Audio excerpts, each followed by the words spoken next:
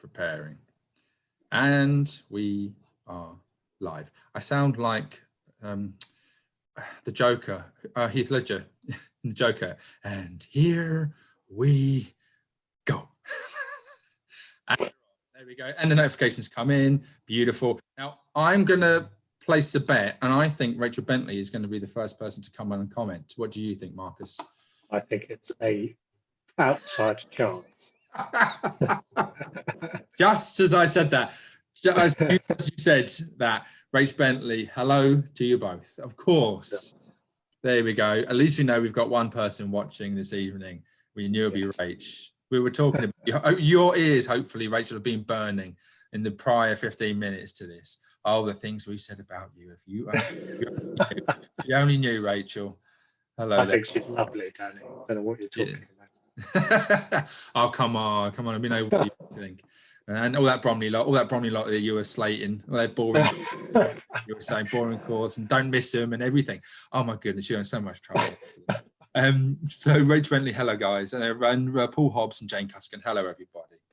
Wonderful. Hello, right, everyone. Good evening and thank you for joining us. Right then, with me now is Marcus Elwes. Hello, Marcus. Hello. How are you doing? Yeah, good. And yourself? Yeah, I'm not bad. I've had a good day today.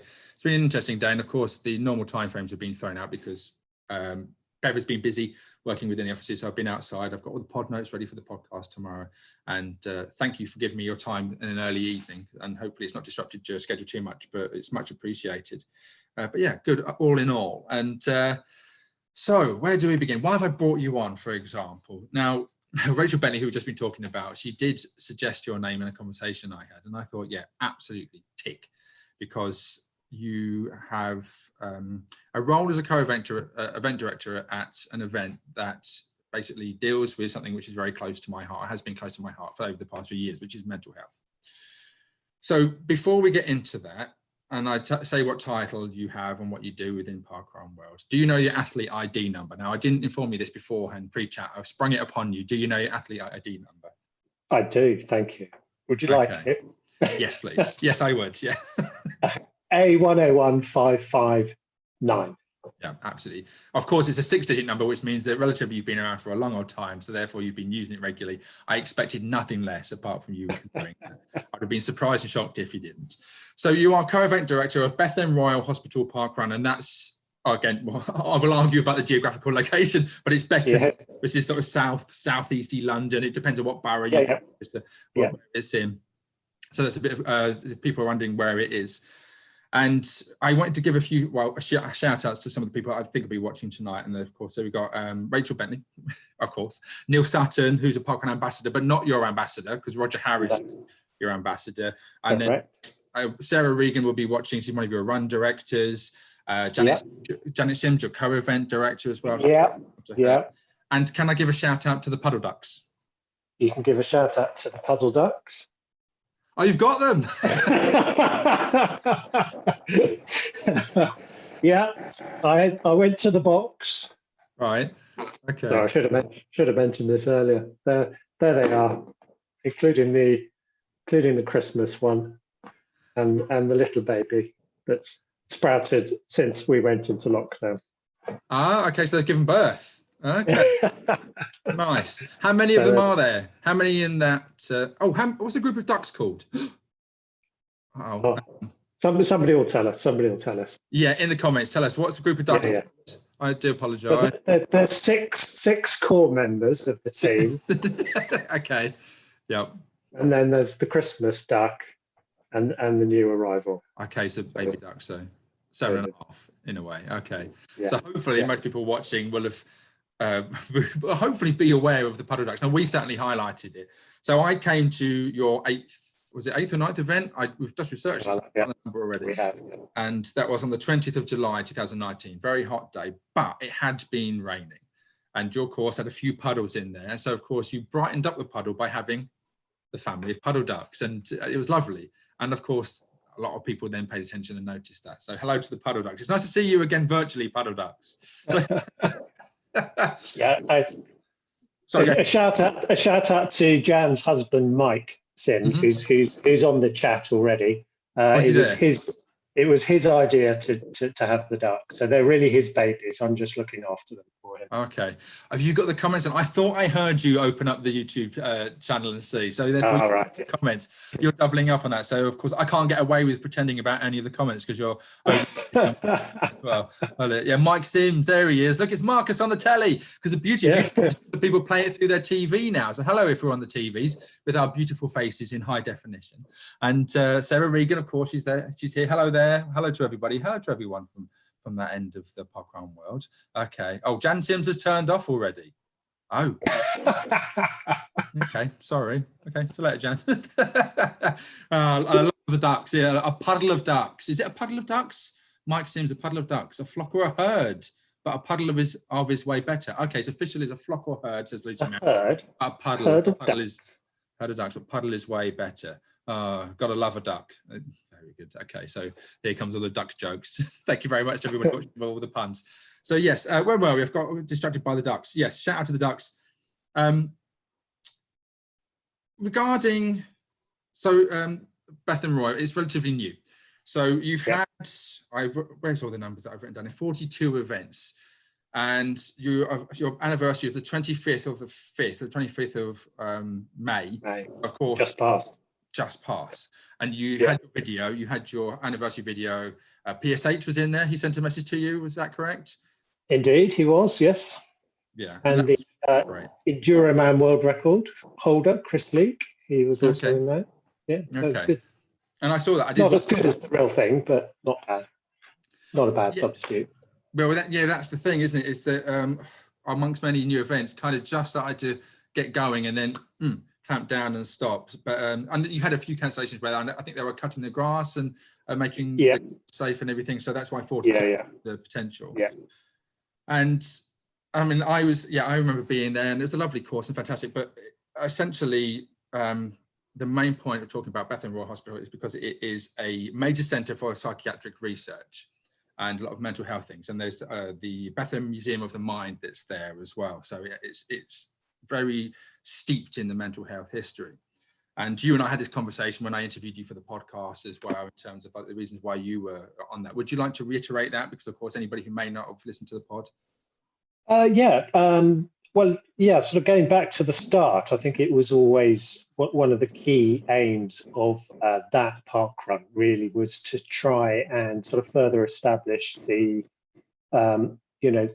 beneficial links between running and good mental health. And we'd always hoped that it would become something of a beacon for people who do struggle with mental health and want to see a way into running as a potential therapy to that. So, that has always been our primary aim, along with sort of, the usual aims of parkrun of building up community locally and working with the hospital, its patients and its staff. We have a number of staff who run. We've had a few patients, not as many as we would hope, but it's a long process. But the staff in particular have been very enthusiastic. We've got staff members on our core team, as well as runners. So from that aspect, it's been really, really good up until lockdown. Yeah, I was going to ask in terms of, because of course lockdowns happened, that you're obviously, therefore, if you've got staff involved, you're still in touch with the hospital regarding this lockdown, and you have that ongoing communication. And so how have they been coping generally? Would you know? I mean, it must be a very strange time. I mean, none of us have done this before. Yeah, no, I mean, they've been coping really well.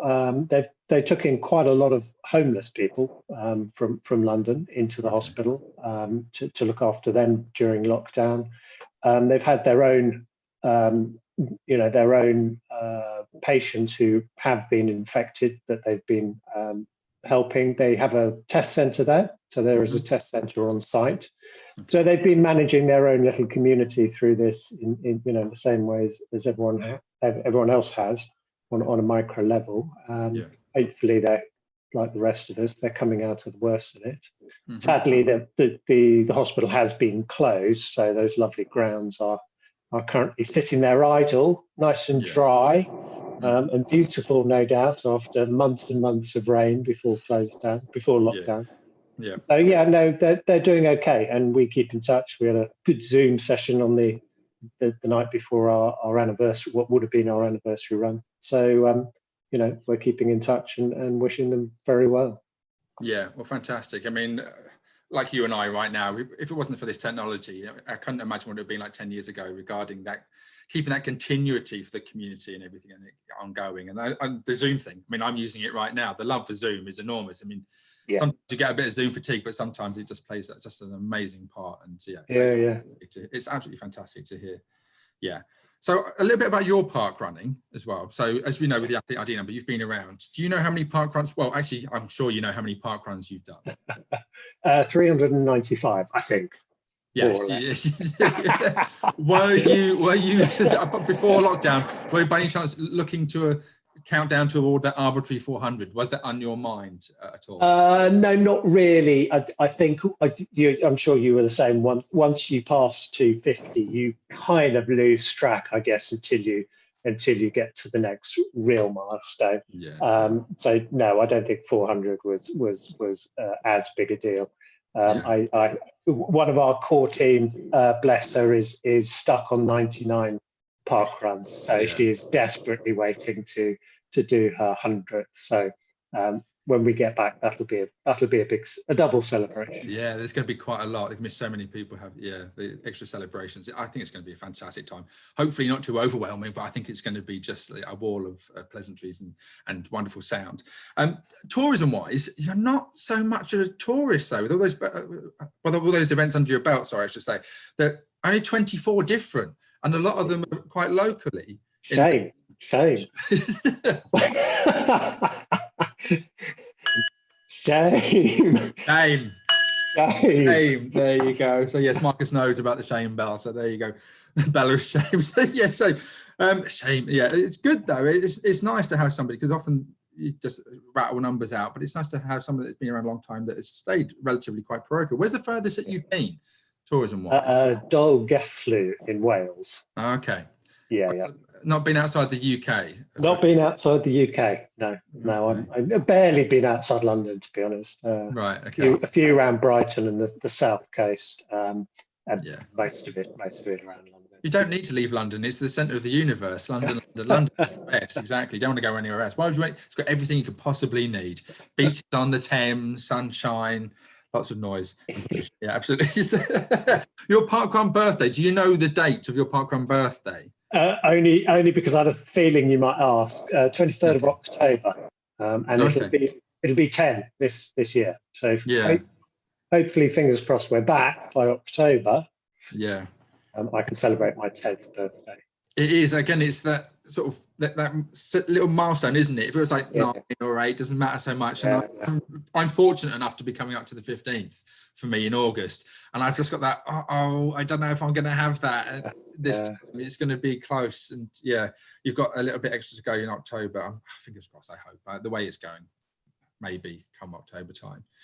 And so if people are noticing, I think it's there with our names. I'll come to it in a second. Lord E, what's all that about? Now, I didn't put Lord E in there. You did that. What's Lord E? No, that was just from my last Zoom conversation, which is with some old university friends, and that's that we all have a nickname, and that's mine. There's no real explanation about it other than possibly my background and upbringing. Okay. I've been distracted by Mike Sims again. Those paintings in the background look great, Marcus. Can we buy them anywhere? Now that seems like it's a bit of an in-joke and a reference to me. So what's all that about? Well, but part of my lockdown activity has been painting. I come from a slightly artistic background, hence the Cary Elwes thing. And I have quite a lot of artists in my family. The ones behind me actually they're not all me, but there is quite a lot of art around the house. And I've been posting it on Facebook, and people have been asking to buy it, which I probably will auction them at the end of lockdown and to raise funds for the Maudsley, which seems to be a good idea. Oh, for the what? Sorry. For the Maudsley charity. For Maudsley charity, okay. Yeah, which is the mental health charity that is connected to the Bethlem Hospital. Okay, wow, so that's fantastic. So have you had any big offers from anybody? No, no. All right, No. then, Mike Sims, get your wallet out. There you go, big offer. That's right. Now, Put your you money can do where your that. mouth is. Yeah, Mike, come Yeah. in with your comments. Yeah, let's flex that wallet of yours. Okay, and oh, that's this. So sometimes it's a bit difficult because people's names, and they sign up as Google and their names aren't quite their names, but it's not the Borg again. So that's obviously a Star Trek reference. I don't know what that is. No parkrun top Marcus Tusk. So I'm assuming that's somebody that knows you, but you are. You're wearing. Is that one of the purchased the fleecy parkrun Adidas ones? Is that right? Yeah. I got that Okay. as a present for a. I think it was my 50th birthday from Rod and Izzy Harrington. So yes, so I have. Thank you very much. Yeah, you do. Not the Borg again. Who are you? What's your real name? You sound like a Star Trek nerd. I say nerd. I love Star Trek. I'm a Star Trek nerd as well. But who are you? Let us know who you are. Lucy Mara says Marcus is going to be great at Pictionary then. Oh, yes, of course. Yeah. So you got a pen and paper handy, I'm assuming, or have you got an easel and a paintbrush handy? That would have been really cool. Here's my pen and paper. That's a pen and paper. No, I was with a note on it. Okay. What's that note say? Do not slag off Bromley Parkrun. Why have you written that down? Because I've got to try and remember not to slag off Bromley Parkrun. Because Bromley took umbrage on your interview in the pod, didn't they, saying it was not necessarily the most interesting course. I couldn't possibly comment. I can't remember. That may have been along those lines. I don't want to sort of put you in that difficult position. Fair enough. So my name, and you just mentioned just, yeah, so because I'm so hilarious, I thought I'd call myself Inigo Montoya, which of course is a reference to the Princess Bride. And Elwes, the name, and I was fascinated by that. And I remember speaking to you, and then you said, actually, he's related. It's cousin, is that right? Yeah. Cousin. Yeah, first cousin. And then that was it. And then it always really come together, because then on your Facebook, you posted a picture of you and him. You got together and you had a chat. And it's like, oh, this is amazing. I think we shared it. We may have actually shared it on our Facebook page.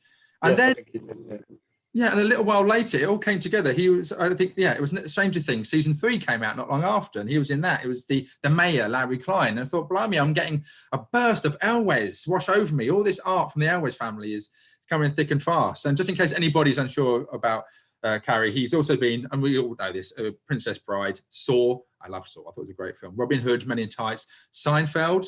I've never got to see Seinfeld properly because BBC, it was never really properly broadcast over here, was it? It was on BBC Two, thrown around the TV schedule a lot. So I know it's really popular. I know it's massive, but I never really got to see it properly, fully. He was even in the X-Files for a while as well. Yes, he was. Yeah, he was. Absolutely. Been some massive big titles. And Marvelous Mrs. Maisel, which I think has just been out. Yes. Going to be in that as well. So yeah, that's not bad. Still hasn't done a parkrun though, has he? No, shame. I'm liking this. There you go, Cary Elwes. Shame. There you go. If only you'd been in Game of Thrones, that would have gone down perfectly well. Oh, brilliant. Yeah. Fantastic. So yeah, I mean, how have you been? How have you been in lockdown? How have you been coping? Yeah, all right. Really can't complain. I work from home a lot of the time, even before lockdown. So for me, it's fairly easy. Obviously, I can get out and exercise. I run. I cycle. I've started open water swimming again because that's back allowed. Bit of golf. So really can't complain.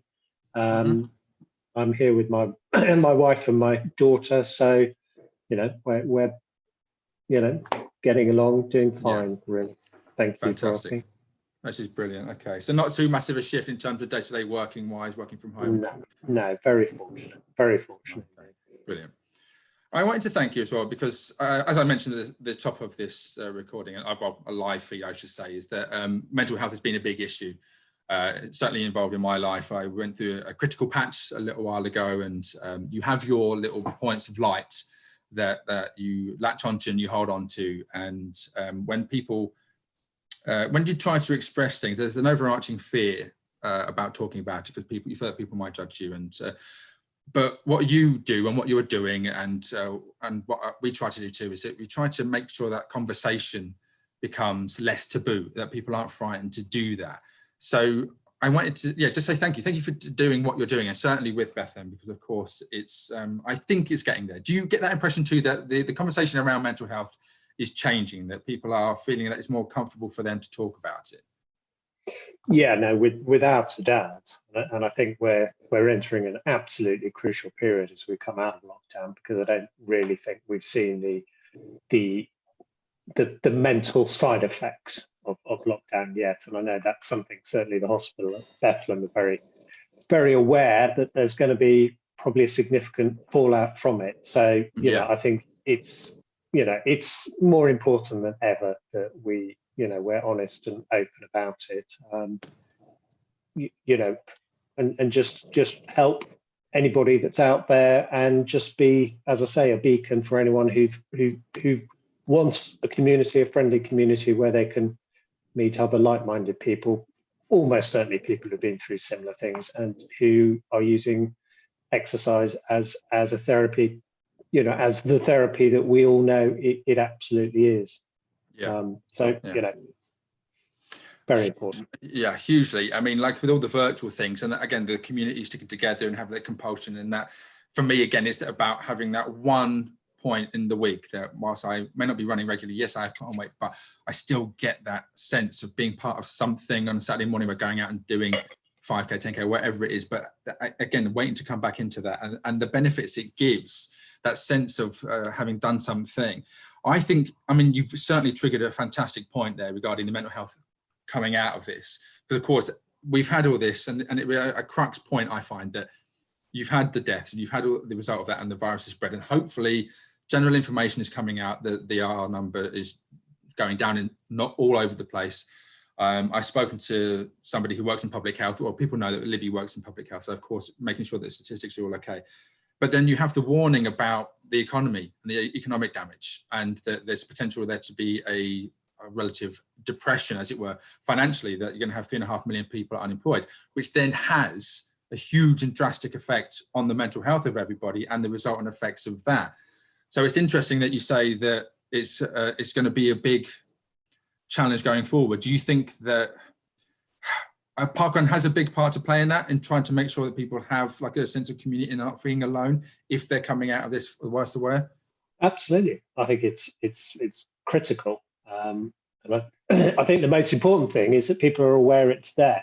I mean, we're obviously, everyone listening to this, and all our various followers on different channels will be aware. It's just, it's the perfect receptacle for meeting people in a very, very, very safe and non-judgmental environment. And I think from that point of view, it's got to be pushed and promoted and cherished.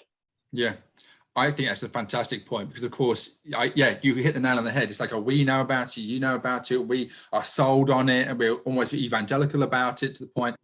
But I still think there's a long way to go. It's nobody's fault, but in terms of making sure that people recognize and feel that it's out there. And I don't think that maybe media doesn't do itself enough justice. I think that the channels and the people that have the platform to be able to give that a sense of information about parkrun, I don't think they do. They still have an element of making it seem like a bit of a quirky thing to do. And I think this is the core element and key. And like something like this, the mental health side of things, it's like we're not trying to, there's no nefarious thing about it. We want to support and help out. Everybody wants to feel connected in community. So yeah, I think it's a very interesting stage and point. And I'm hoping that parkrun obviously is very popular when we come back for those particular reasons. Oh my goodness, we've gone a bit deep on this conversation, haven't we? You never come across people with poor mental health who have gone to parkrun and said, nah, it's not really for me, it's not helping. Everybody who goes there and gets over that first hurdle, because that's it, isn't it?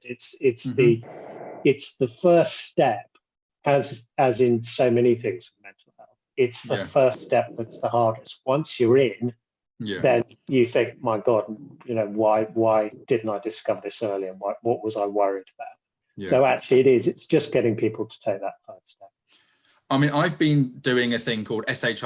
I've been saying hello in the streets, which is trying to have that connection, because I certainly recognise that there is an ability, an inherent thing, I guess now, that people don't want to say hello to everybody. And so applying that on a Saturday morning, I still think there's an element of that we all have a role to play, that if someone, as you say, turns up and you get them in, you don't want to go away again thinking that wasn't for me, never coming back. I think we all have a role to play, to be very open, say hello to everybody and make sure they feel welcome. And I don't think that's one element that can be improved. I wouldn't say we don't do it well. I think there's certainly an element of improvement that everybody can play that part in, is that if somebody's there, you can notice them. And somebody who hosts, hopefully watching right now, is Bev Gow. It's the same thing. She went to her first one at Kingston, I think, and if I get this right, that Kate Hancock, she didn't say hello and welcome her in, she would have gone away and never come back. So I think that's an amazing point that you make, in terms of basically making sure that we keep sure that people are there and they stay, and we say hello and welcome them in and make them feel safe and non-judged. And that's the thing. Absolutely. Yeah. Absolutely. Absolutely. I mean, I'm seeing enough of your hymns. Yeah, I absolutely agree. Right. So it's coming up to nearly half an hour. I don't want to keep you too long. So the Pictionary side of things, do you have an event in your head to draw? Yeah, go on then. Oh, you do? Go on then. Okay, then. I was expecting a more enthusiastic yes, in which case you get rid of more enthusiasm. Shame. Brilliant. I mean, thank you very much for this conversation. I think there's a lot to be taken out of this, and it's a highly intelligent and thoughtful one. So thank you. But a little bit of lightheartedness now. But I say that, and I'm looking at some of the comments on this. Right, Mike is loving this, so Mike's very vocal. I guess you can see all these comments, can't you? So yes. whilst you draw that, let's I'm drawing it, am I? Okay. And I'll address Mike's noise in the comments section. They're chatting away. Yeah, okay. Marcus, tell him how mud is the best mud in London. Yeah, it is. It's high quality mud. Take it home and then fertilise your soil in the back garden. Absolutely, I want proof. I want to see sunflowers to that effect. It's so muddy, he says, I still can't get my toenails clean from the last run. And he says that our number is down to 0.999. In certain places, not all over. There's still certain areas. Yeah, be wary of the statistics that are coming out and the government expressing certain things about how good areas are clear. It's not across the board. Be wary of the lies, damn lies and statistiks. And Karen Spackman, I'm concerned about those of us who have been self-isolating and not mixing. Our homes have become safe places. Parkrun must be promoted as being a safe place to re-emerge. Yeah, that's a very good point. Really, really good point. I would say connecting rather than making than mixing, a wrong choice of words. Lucy is just speaking to Karen as well, spot on. I think there's going to be a big issue, and the fear factor from losing fitness and habit of being around groups of people, hopefully Parkrun will help with this. Yeah, and I've lost my fitness. And the one thing that I feel reassured about is that I can go back and it doesn't matter about how long it'll take me. I won't be as fast as I used to be, but I know it doesn't matter even if I have to walk around, if it was necessary, that I can do that and feel safe there. Janet Sims, back again. Hello, Janet. Hello, welcome. Okay. I think there'll be more need for Parkrun than ever. We'll be there. I can't wait to welcome people back. Oh, fantastic. Amazing. And then Karen and Lucy adding some more comments as well. Thank you, guys. Right.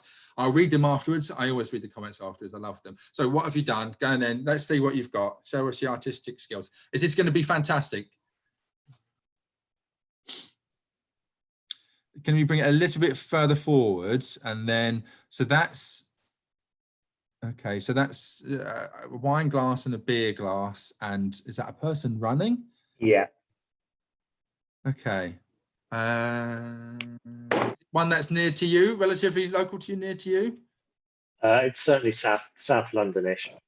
So is it just outside the M25 by any chance? Very possibly. Right, okay, and then let's see if anybody's got that. Okay. I expect the Sims will get it. Yeah. They're very good at quizzes. The Sims. Okay. Come on then, the Sims.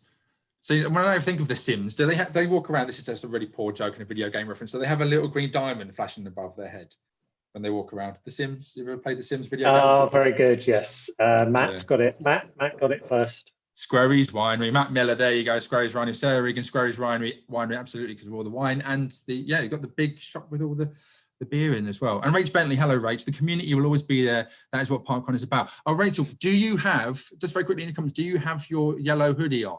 Have you taken it off yet? I don't think you've not worn it in about, 8 months or something? Is that right, Marcus? I think you were... I saw it walking around Bromley on its own the other day. I think it's turned grey. I think it's actually, it was yellow, but it's turned the same colour like this now. She wore it so much. Absolutely. Sorry, Rach, we love you. We love you lots. Okay. We Yeah. really do. And Karen Spackman shouting out Perry Hall. There we go. Excellent. Brilliant. Well, thank you very much for that drawing. Is there anything else you want to say? Anyone else you want to give a shout out to before we go? Yeah, I really would love to give shout outs to our NHS friends from the hospital, in particular, Mary Yates, Tom Culligan, who you may have seen in the cafeteria if you were ever there. He's the head of infections at Bethlem Hospital, so I suspect he may be a little bit busy over the last few months. And Paul Wilkinson, who's the estates manager there. And then on our team, we have two. Well, within our core volunteer team, we have two NHS workers, Mary Yates, who works at hospital, and Gillian Stellman, who volunteered to go back as an intensive care unit nurse during lockdown, so has been working at St Thomas's Hospital, and Karen Mercer, who likewise went back to work at King's College in Lewisham as an ICU nurse. So they've both been working frontline for the NHS during that. So obviously we were particularly keen to make sure they're okay. They've both been pulled back now, which is fantastic, but lots and lots of love to both of them. Yeah, absolutely. I'm very proud and absolutely big respect to those guys. And of course, the frontline workers. And if people are watching are wondering, we had Lucy Anderson on Friday, who's a paramedic. She had an antibody test. He came back that she did have it. So wow. Yeah. Gillian's waiting for hers, and she's absolutely convinced that she's had it. So it'll be interesting to see. Yeah. So of course it means it's hopefully built up an immunity, but of course they can still be vectors toward it. But it's nice to know that they've had it, but they haven't suffered ill effects. So of course they've been okay in that sense. So absolute big credit to them. And also the last thing I nearly forgot was Sonia Pullman from Australia, who came to the museum to see it, because of course that's internationally. I mean, I say now, please go to Bethlem Royal Hospital as well. It's a fantastic parkrun, like they all are. But also, if you have a specific interest in mental health issues, like Sonia did, she beelined to your event as well. So shout out. Hopefully she'll be watching it. Well, it's the early hours of the morning in Australia, so hopefully when she wakes up and watches this back, then hello to Sonia as well too. Brilliant. I guess they'll be getting parkruns back in Australia and New Zealand before us.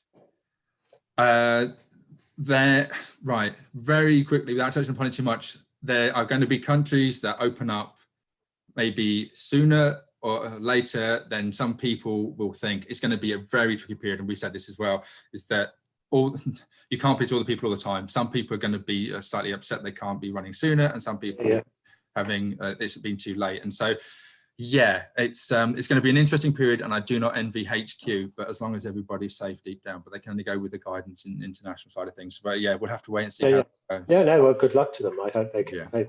Every country can get back as soon as they can. If it takes us longer, then it takes us longer. That's the way it is.